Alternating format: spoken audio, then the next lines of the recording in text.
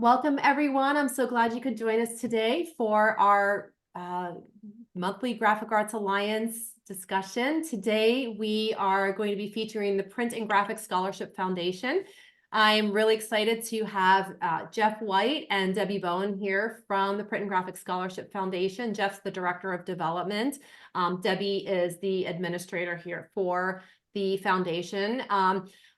Print and Graphic Scholarship Foundation has we have a great relationship with this group, with this foundation. Graphic Arts Alliance actually has a scholarship fund through the Print and Graphic Scholarship Foundation.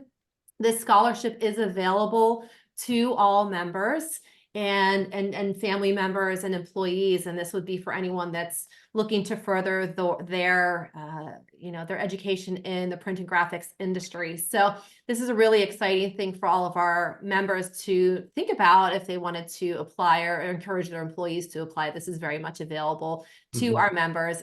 Jeff and Debbie are going to talk a little bit about recruiting today, and they're going to talk about a new database that they have launched. So without further ado, I'm going to turn it over to Jeff, and we will get started. At the end, we will leave some time for Q&A. We're going to be going until about 2:35 or so, 2:40 at the most, and then we'll leave some time for Q&A at the end. So I'll let you know when that's the next phase. So Jeff, without further ado, thank you so much for joining us. Thank you very much. Let me see if I can get this working right. I can't get rid of, there we go. Okay. Can you see my screen? Yes. Second. Okay, good. For some reason, it advances automatically. I thought I shut it off, but it doesn't. So I'm Jeff White with PGSF. Prior to PGSF, I worked for EFI for many, many years in their software division. And Debbie joined us not too long ago to be our administrator. So I'm going to go through the slides pretty quickly to get to the meat of the matter at the end. Talk quickly about PGSF, attracting talent, our resume bank, which is in beta, and then some resources that we have that you guys can use, which are easily gettable from our website. So, as we mentioned, we're a nonprofit. We've been around since 1956. Our focus is to help educate future members of the graphic arts community. We have a board of directors with 30 people. I don't know if anybody on the call might even be on our board. Industry professionals and association leaders, and we have 3 part-time employees. Debbie and I both live in the Pittsburgh area, and then Diane Bullis used to be the president of Journal Graphics out in Portland, Oregon. And then our vice chair of our committee is Jules Van Sant, who you might be familiar with. She actually just won the Mike Bruno Award at TAGL last week, and is very involved in women in print. And Matt Vertrees is our new chairman of the board as of last October. So last year we gave out $530,000 in scholarships to about 155 recipients, and they attended 83 schools. And I'm sure many of you are probably surprised at the number of schools that we've actually given those scholarships out to. 83 is actually down a little bit. We were up in the 90s a couple of years ago. We've also started something new where we're giving grants to schools and to individuals to do things like, come on, stop that, to stop people from, to help people go to trade shows, if they want to have open houses, if they want to buy pieces of equipment for their colleges. We've started to do that out of some of our money that we have.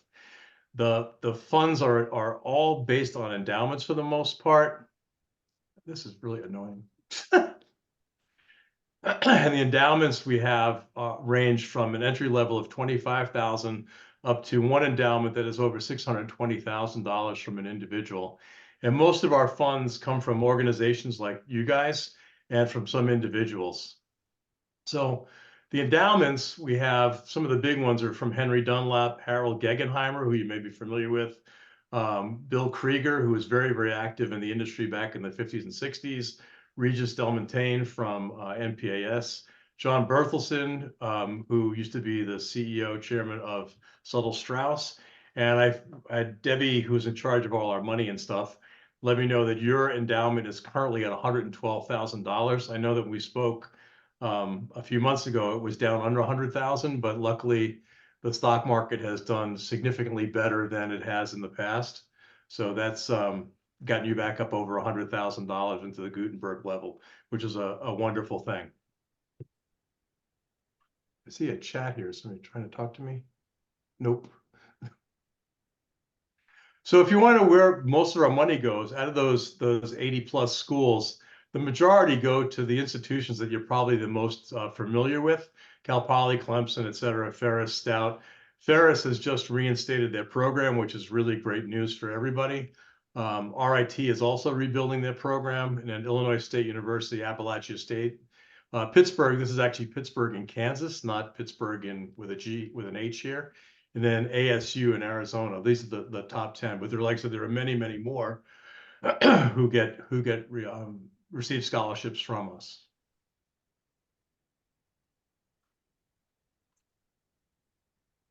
Sure, now it won't move. So the requirements for the scholarships, and this is something I really want to talk about, is students may be part-time or full-time, must be enrolled in a graphic arts curriculum at an accredited institution. We're looking at making some changes to that because we're finding some places, such as the packaging school down in South Carolina, has a program that's not accredited, but it's certainly helping out a lot of people learn more about packaging. So we're trying to figure out how we can actually help support the students that are going there. We tend to not promote people that are going to design, because what we really want is people that understand the graphic arts production side, the technology side, sales, purchasing, et cetera. And we'll do a design one if it's required by an endowment. You know, there can be many restrictions on the endowments that we have, and that's how we will do that. Scholarships automatically renew. If the person has a 3.0 GPA, we get the grades back from them every semester. Debbie then has a way to get them all into our system. We check them all out and make sure that people are maintaining their average going forward and that they stay in a graphic arts program. We have a few master's and doctoral candidates, which is kind of interesting. RIT's got a fairly significant master's program, as did the University of Michigan. They had a doctoral program as well.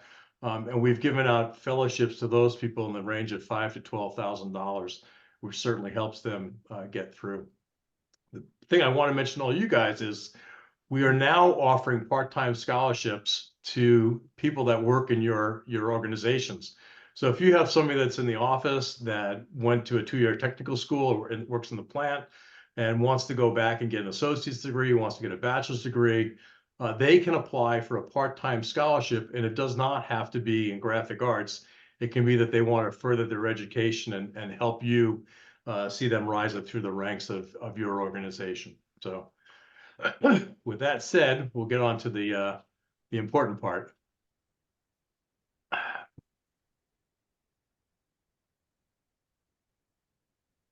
So I'm going to get on my high horse a little bit. This is one of the things that drives me nuts. I looked at LinkedIn all the time. I get, on Facebook, et cetera. And you always hear about people wanting to hire technical careers and people to work in technical careers. And, why do you need a 4-year college education if you can become a carpenter, electrician, a plumber, et cetera? And every time I see this list, it drives me nuts because the one thing that's never on either of these lists, whether jobs that people look down on or look up to, is printing. It's never mentioned anywhere. And, for all of us that are on the call, we've all obviously found it to be a pretty exciting career. And I think part of the problem is we don't do a really good job of getting the word out as to what a great opportunity it is to work in the graphic arts environment. And it's always been looked down on. People still have the same mindset of, oh, you're going to get ink under your fingers. You're running a newspaper. Newspapers are dead. Publications are dead, yada, yada, yada. When in reality, there's still an awful lot going on in the market. And in some segments, it's growing rather rapidly. I said pretty pervasive. I put some samples in here of things that a lot of people, take for granted, but don't understand that this is actually printing. And what I recommend is that you start, capturing some of the best samples of the stuff that you've done, keep them out and share them with people as they walk through and get out into your community and talk about what print is and what print can do for your people. interesting story. I went to, well, I'll go get to that in a second. The global printing market, you know, we've always said it's declining, and it is a little bit, but it's not as bad as it was. The commercial printing market is going to get some significant growth over the next 5 years, according to Mordor Intelligence, which I thought was very encouraging. And the U.S. printing industry is the 14th largest manufacturing industry in America. I remember a time when I first started back in the dark ages, it was probably in the top 10, but it's a little bit smaller now. But there are still an awful lot of businesses that are in the printing trades. So where is print headed? Some of these numbers are a little bit older, the most recent ones that I could get. There's expected to be a growth spurt after coming out of COVID over the next 5 years, so another 3 or 4 years, driven by business expansion. If we all look at where the stock market is today, over the last few years, there's a lot of business growth. There's a lot more requirements for printing. People are getting tired of getting blasted by emails. They want to see more mail in their mailbox. They'll react to that better. So I think that part of the business is growing quite a bit. And when I spoke to Andy Paparosi, he provided some numbers for me. He's really nice. He gives me numbers all the time. The thing that is a focus for most people, as you guys were talking about this morning, rising labor costs, which is not a whole heck of a lot we can do about that with inflation being what it is. But the big driver, I think, is labor shortages. I'm sure a lot of people would be happy just to have the people, even if they had to pay them. A lot of printers that I talk to just can't even hire the people that they need to get the job done. So when we try to sell printing, not print, but printing to people, what we really want to look at is, you know, what kind of opportunity does printing give to somebody coming out of high school, somebody kind of a 2-year technical school or a trade school. And if you look here, I found this very interesting. You know, printing actually pays pretty well. The average salary for printing was $27 an hour. This is across the United States, and for all manufacturing was $24. So it's more than a 10% improvement to work in the printing industry. And if you go back and you look at those other trades they mentioned, plumbing, auto mechanics, et cetera, carpentry, you're all working for the most part either outside or in lousy conditions. Where I like to think, you know, most printing companies that I worked in were air conditioned, even working out on the plant floor. So you're working under better conditions. You've got, you know, a nice place, nice conditions to work in. And sorry, I thought somebody was at my door. And it pays well. So, and most of the printing companies have good benefits, you know, 401ks, et cetera. So the industry disconnect. This is one of the things. I did a survey a couple of years ago, reached out to a lot of printers across the United States. I got replies from about 200 or 300, and I created this survey, and I found out that there's a direct disconnect between the printers and their local schools that have graphic programs. 80% of the printers were not aware of or worked with local schools that actually had graphics programs. And when I did the analysis, I looked at schools and printers that were around them and did an analysis to see how many of them were in touch with the schools that were doing it. And it turned out to be a pretty low number, with only 20% of the people working with their local schools. Many schools, on the other hand, who I also surveyed, were not aware of local printing companies, which I find even more hard to believe. If you've got a printing program in your high school or a technical school, you would think that you would be able to know who the printers are in your local area. One of the more important things, though, is that high schools are dropping their programs due to cost and perceived low interest in the program. I did find out a couple months ago, I was back in my hometown on Long Island, and they had a great printing program when I was growing up there with lots of we had free presses, cutters, et cetera, folding machines. And I was kind of interested to find out if they still had a program. It turns out they still do have a program, and they have about 35 kids in the program that are all looking to get jobs when they get out. So college university programs are under threat. As I mentioned before, Ferris was on the brink of getting rid of their program, and that's been resurrected. One of the things we do when we find out that a college program might be under stress or under threat is I do a mailing campaign to a bunch of people I know that are leaders in the industry. and they try and bombard the college presidents, the governors, the senators in the state, to tell them how important it is to maintain that program in their facility. Just for your own news, we do have the names and locations for all these schools, and I'll talk about that in a second, so you can find out how to find out who's in your area.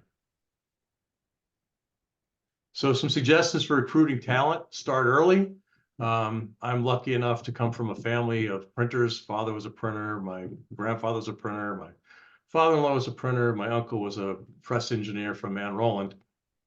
So I was kind of had ink in the blood from an early age, and was always found it very exciting to be around printing presses. As I said, build relationships with local and regional schools, attend college university recruitment days. I'm going to talk about that in a little bit more. Be very active on your social media platforms: Facebook, LinkedIn, TikTok, if it's still around, Instagram, etc. And then the last one is create and fund extensive internship programs. And I'm going to bring up an example of one that's local here to the area and what they're doing. So I like to say start early. You want to get people really interested in printing, 5 to 10 years. You're trying to not only fill your workforce now, but you want to be planning for your workforce in the next 5 to 10 years.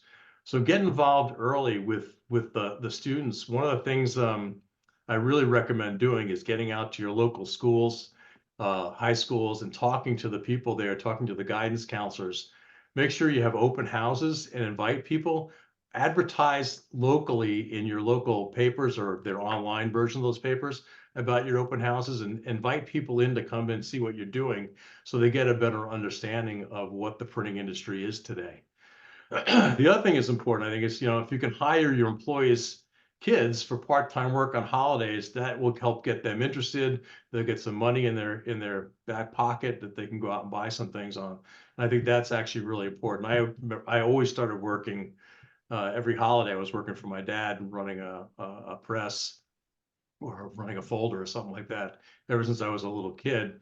And that's how I gained such a big interest in the industry. So even if you have them in the back, just helping packing boxes or picking up off a folder, that would go a long way, as long as you're not, breaking any child labor laws like my father was.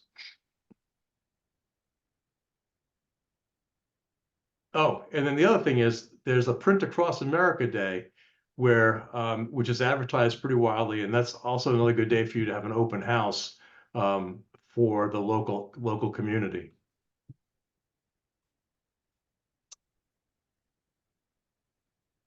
Actually, support that, bring your kids to work today. The other thing, I got an email from somebody down from South Carolina about their work on the Boy Scout merit badge for print. And I remember when I was a Boy Scout, I also got the Boy Scout merit badge. And my dad would host the kids from various troops in our town to come in and spend an all-day Saturday there with them. And they learned back in the day, learned how to set type, how to burn plates, how to run an offset press, how to set up a folder. And then they would pass the merit badge test. And we would run that class like once a quarter. And we did that for several years, which was very, very helpful. And I sent out an email blast to some people, maybe some of you got that, about, trying to reinvigorate this in your own area. I'm sure there's plenty of Boy Scout troops and Girl Scout troops around that would welcome the opportunity to get kids to earn another merit badge and teach them a little bit more about the industry.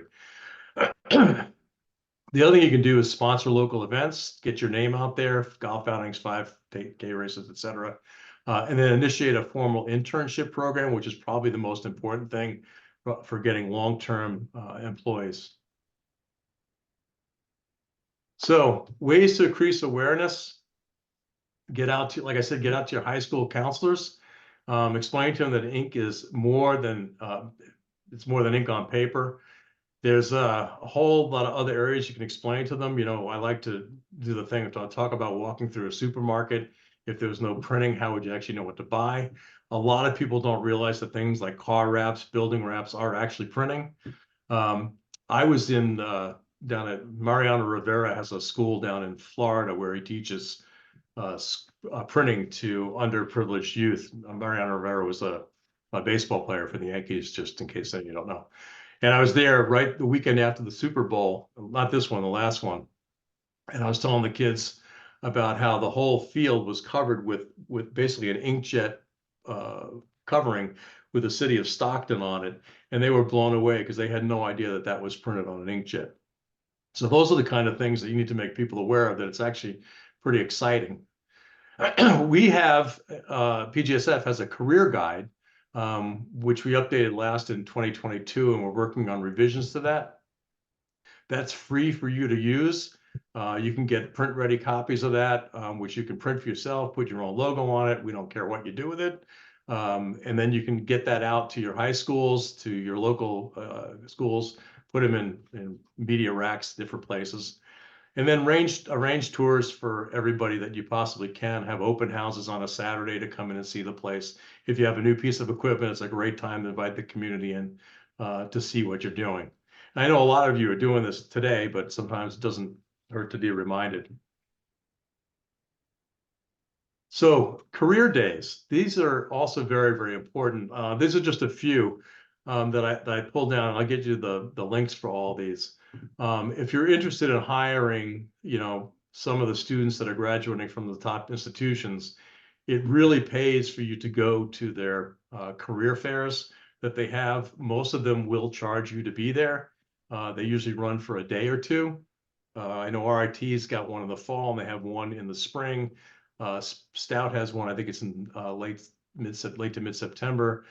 Same with Clemson, et cetera. And you can just basically look at the list of schools that we have, and you can find out when their career days are, and then go set up a booth. I know we have a couple of our people on our board that have gone to the Stout career fair, and we provide some media, some things for people to hand out at the shows to let them know more about us. So internships, I did a survey this year of companies that were doing interns or had internships. What was interesting was I surveyed about 200 companies, and I only got about 20 replies. Of those 20, 86% had an internship program, which leads me to think that the majority that didn't reply probably did not have an internship program. So the 86% of companies surveyed might be a high number when looking at the overall use of internship programs. But some of the colleges that I mentioned before require internships or co-ops for their students that are in the graphic arts program.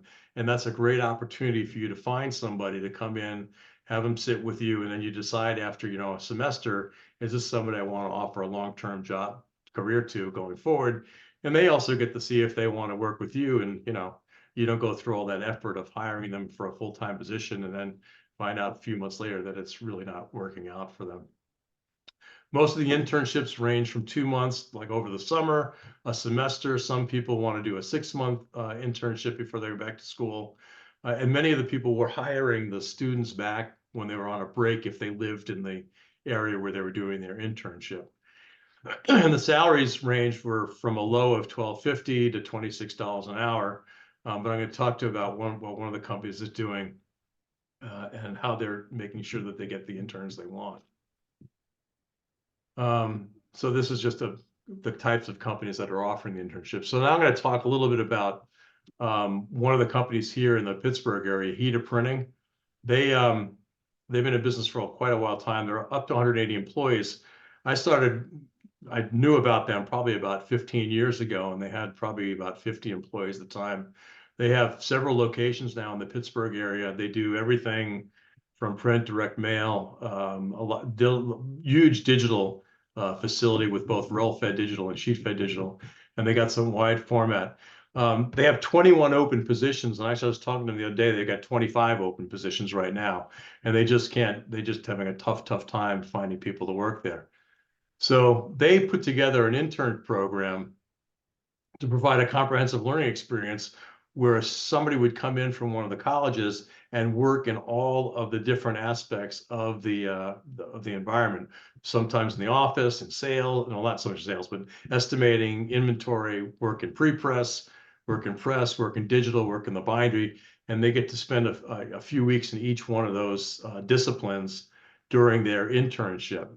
And during that internship, they go through this list of things to make sure, excuse me, that it's a well-run, well-organized process that has assignments. They get graded on their assignments, etc. But I think the key thing here is down the bottom. They've done interviews both local. There's local schools here in Pittsburgh that teach printing, Western Penn. They've also done interviews at national colleges and universities such as Appalachia State and Clemson. But what they do is they fully fund all the travel to Keter for interviews. Last semester, they brought in 5 students to interview, covered all the expenses, I think they took them to a Pirates game at the same time. But when they're here on site, they cover their housing cost and their transportation back and forth and a salary. So their hope is obviously that once those interns leave, they like working at the place, they'll want to come back and be a permanent employee for them if things work out for them. On the social marketing space, social media, I try to subscribe to just about every printing company that I can on LinkedIn to find out what's going on. And there's some companies that do a really, really good job of it, and there are some companies that do a really poor job of it. If it's an afterthought, that's not good.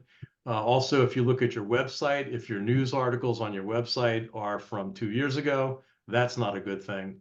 It needs to be something that's kept up to date, because that's the first place that students are going to go to look, is at your website to find out what's going on. And they're going to get driven to your website by something that they found through either Facebook or LinkedIn or Instagram or et cetera. So Toby Weiss, who I used to work with at EFI, is basically put this quote to me and said, look, I can't believe that people aren't selling themselves enough with the things that they're doing in their own operation to try and help sell the industry. So it pays to have somebody on your staff that, even if their focus is, a couple hours twice a week, that's probably enough to get your social media presence up to where it needs to be. And here's just some examples of things that I've seen online over the last, few weeks. So some resources that we have for you, which I mentioned a little bit. If you go to pgsf.org, there's sections for employers, for students, and for donors. Like I said, feel free to steal anything that we have and use it however you want. If you see something there that you think you could improve, we would love to have help and get things back. We just have our own 3 part-time employees that try and do all this work. There's a career guide. Like I said, you can download that. There is also a directory of school by state with programs that you can download. It's over 100 pages of schools listed by state with the programs and their URLs and email addresses, so you can contact with them as well. We also have, we run contests each year for a t-shirt contest, a poster contest, and those posters are available too. So if you wanted to print off the part-time poster, or you can print those off and hang those up in your lunchroom so that your employees are aware that they could apply for a scholarship with us. So the career guide, I said, was updated in 2022. Feel free to print it. That's where you can download it. But if you just go to pgsf.org, you'll see a banner for it. We're really trying to get this updated. So if you have any suggestions after you read it, if you could just email me or Debbie, that would be great. We need to expand it to cover more of the grand format areas and things like that, and also get some salary ranges in there so that people are aware of what the salaries would be.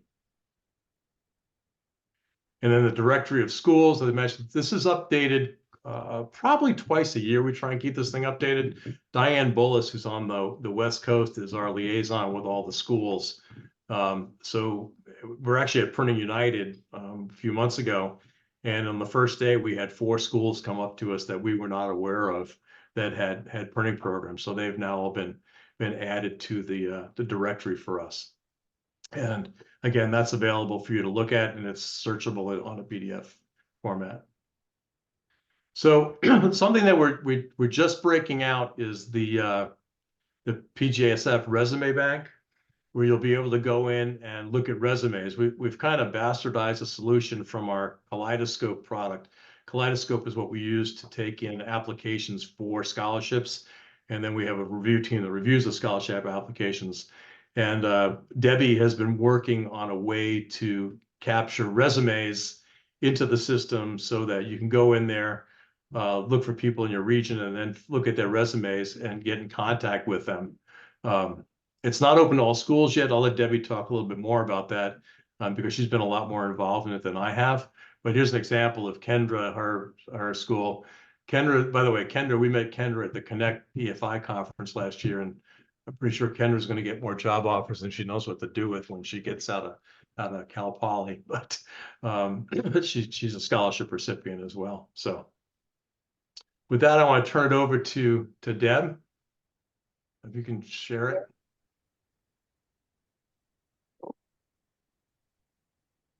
Do I have to do anything to get off? You just unshare your screen Okay. and then,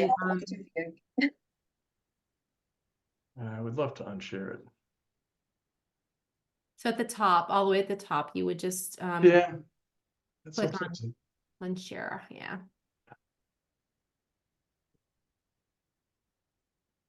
It would be great if I had a choice for unshare. Okay, I don't have a choice for unshare. Oh, stop share. yeah, there you go. Sorry. We're I good. think I'm going to start sharing. Perfect. Just give me a moment. Okay, can everybody see that? Yes, we can. We are on target. Great. This is I guess the landing page if you were going to log into our Kaleidoscope system. So I'll just start here and you can follow through the process with me. As Jeff said, we are piloting this process and I've manipulated Kaleidoscope to do something it's not designed to do. So it gathers data very, very effectively from our students. It's just clunky to actually look through, but we're working on it. I just wanted to see how well received it would be by the young people to start with. So I'm gonna log in.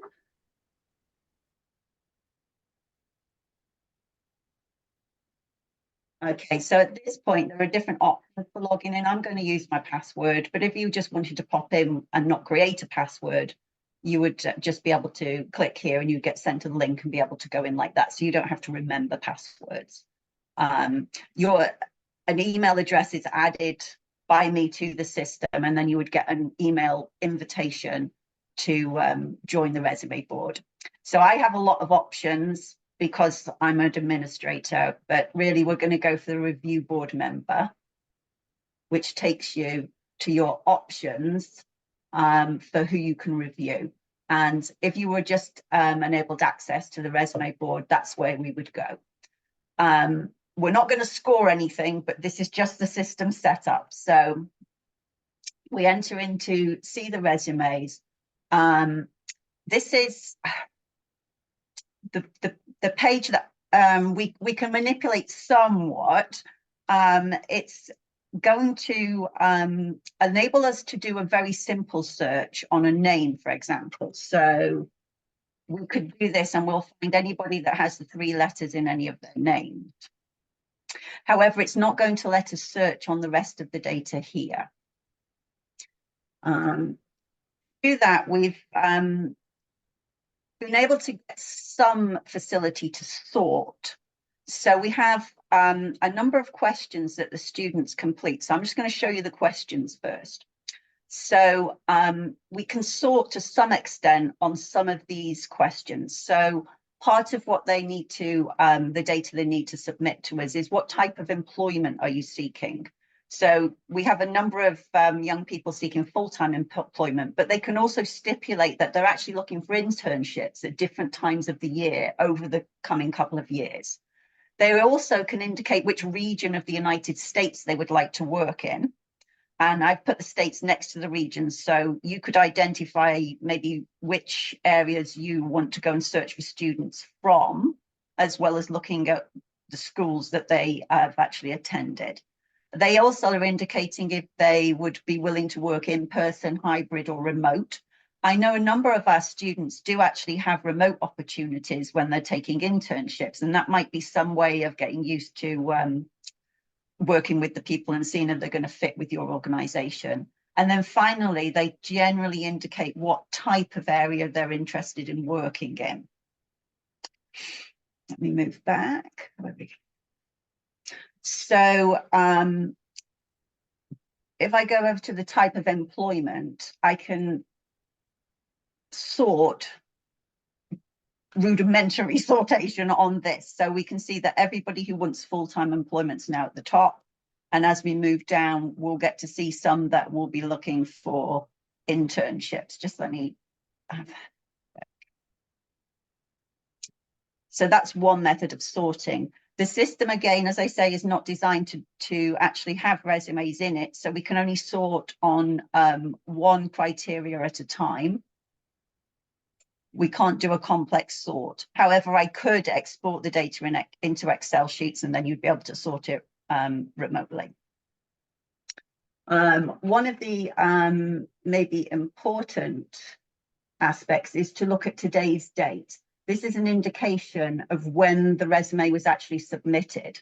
So some students will update their resume because the system's just open to them.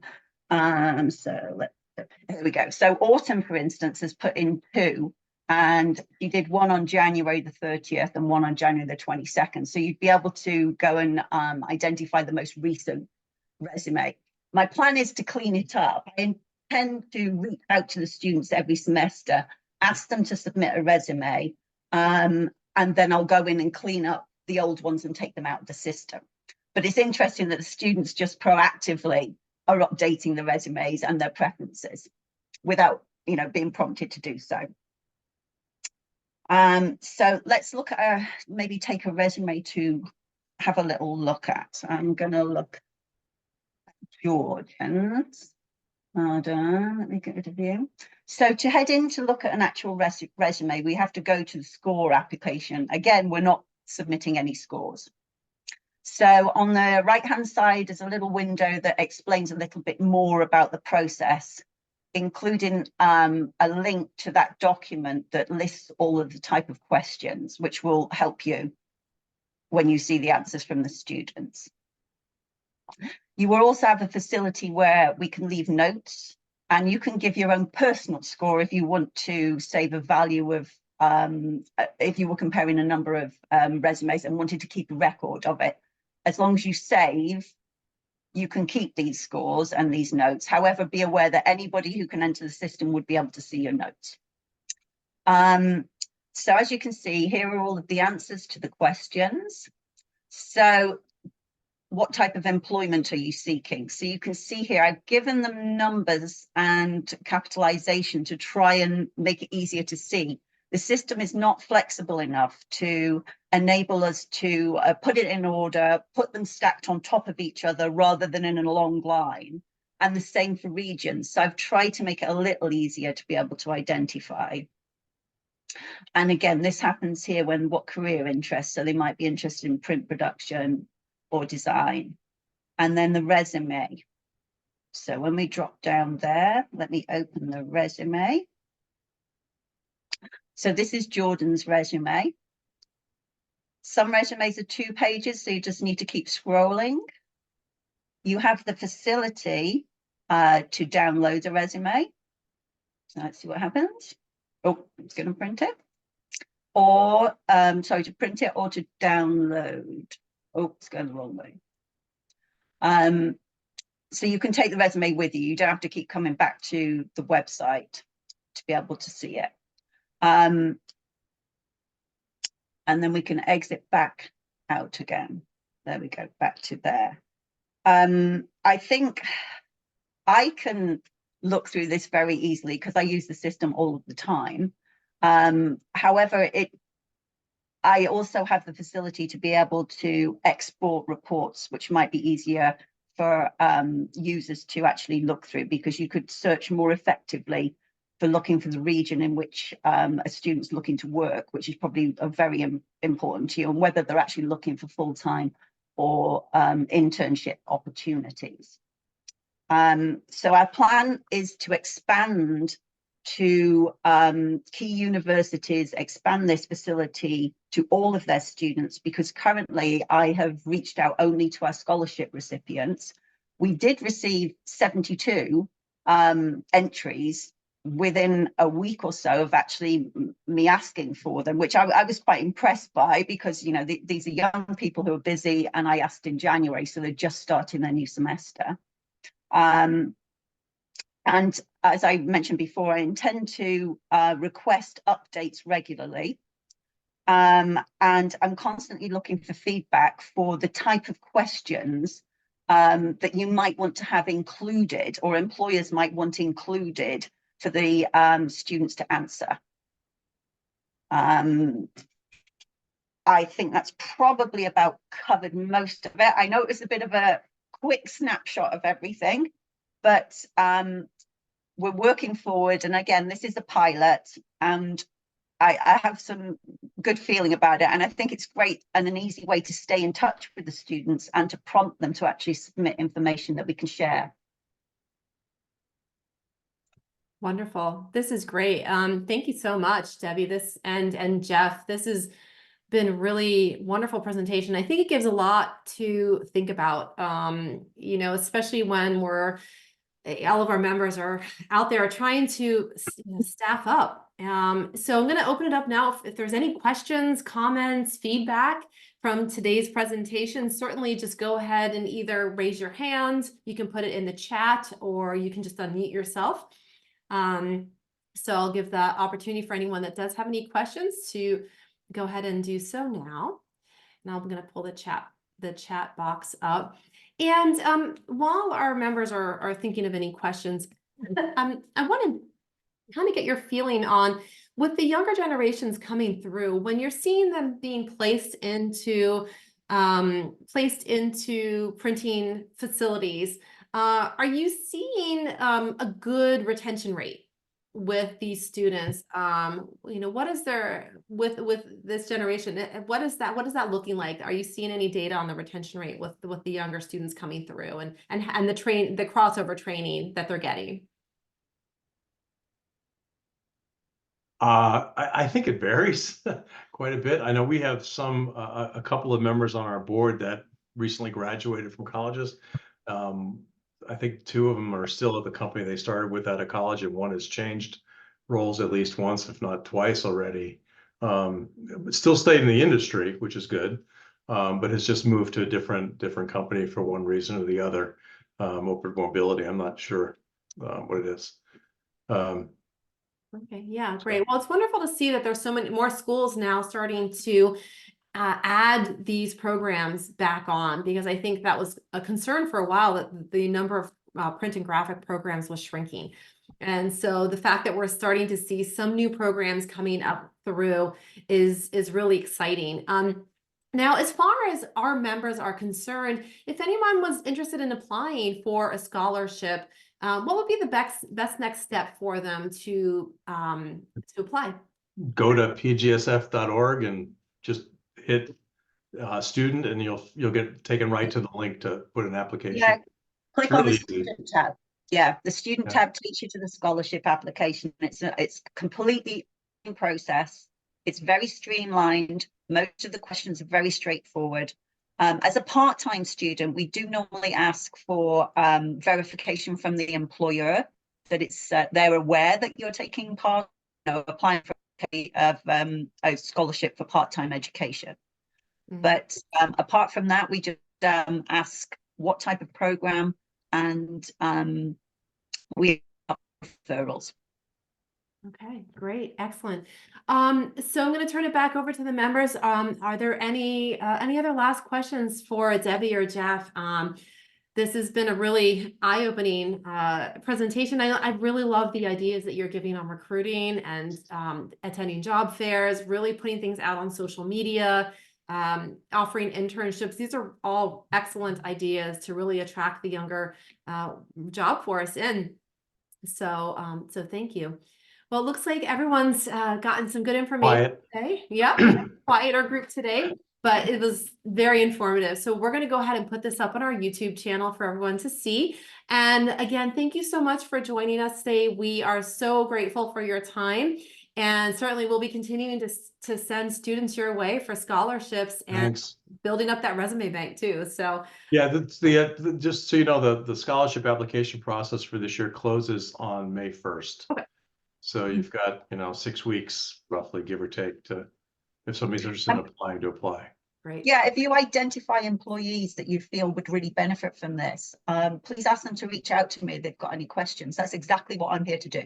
So use us as a resource. If you can't find the resources Jeff was referring to, call me, email me. I'll help you. I'll send them to you. I think the better we communicate and get the word out there, the easier it will be to identify. Perfect. That's great. Well, thank you both so much. All of the participants today, thank you for joining us. Thank you, Jeffrey and Debbie. Have a wonderful day. Bye. Take care. Bye-bye.